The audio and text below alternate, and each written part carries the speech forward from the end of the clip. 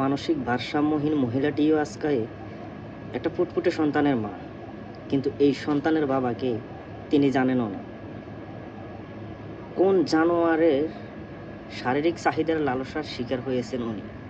আপনারা দেখতে পাচ্ছেন বাচ্চাটা কত ফুটফুটে একটা বাচ্চা, একজন রাস্তার মানুষ, তিনি ফুটপাতে থাকেন, তাকেও দর্শন করতে হবে। বাংলাদেশের মানুষ এত নিকৃষ্ট হয়ে গেছে, এত জঘন্য হয়ে গেছে, একজন রাস্তার পাগলিকেও ছাড়তে চায় না।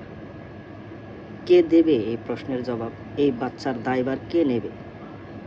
এই নবজাতকের দায়ভার কে নেবে? কে এই নবজাতকের প্রকৃত বাবা?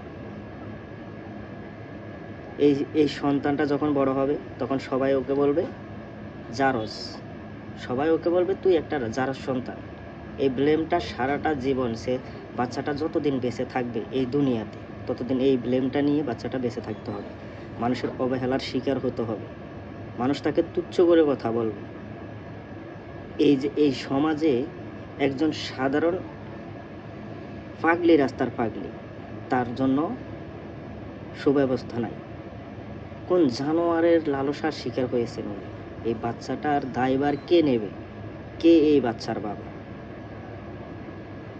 বাংলাদেশে দিন দিন ধর্ষণের হার বেড়ে যাচ্ছে, দিন দিন মানুষ পশুতে পরিণত হচ্ছে, জীব জানোয়ারে পরিণত হচ্ছে। মানুষ আর মানুষ নাই, মানুষের ভিতরে মনুষ্যত্ববোধটা নাই। যার বুদ্ধি নাই, যে বুঝে না যৌন চাহিদা কি, শারীরিক চাহিদা কি, সেই মানুষটার সাথে এই ধরনের একটা জঘন্য কাজ করে, তাকে প্রেগনেন্ট করে, তার কোলে একটা এখন বাচ্চা। কি বলবেন, কি উত্তর দেবেন? সবার কাছে আমার অনুরোধ, সবাই ভিডিওটা শেয়ার করেন আর কমেন্টে আপনার মতামত জানাবেন।